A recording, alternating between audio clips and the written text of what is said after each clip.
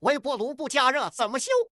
这个微波炉呢，就是一开不加热，不加热呢，这个保险丝就烧掉了。还有检查一下这个电池控，这个电池控，这个牌子的，看会不会对地，表达到10K 档，一个对地，一个对壳对地，另一个就是对那个触控，你看对地了，你看对地了，这里这个漏电了，大多数这个漏电的就要换这个整个的，现在可以换这个插座，拆起来这样撬开它，撬了以后，这里这一个记号，方便安装。打开以后就是这样，这个座应该是漏电，把这个两个看起来以后，才这个再量一下这个。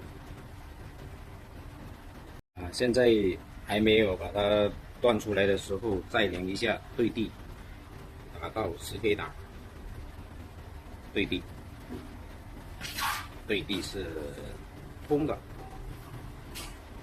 对地是通的，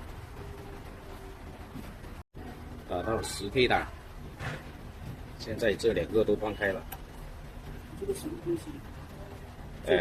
黑笔对地，红笔对这个触控管那个插座。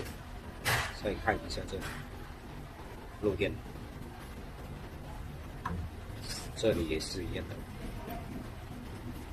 漏电的。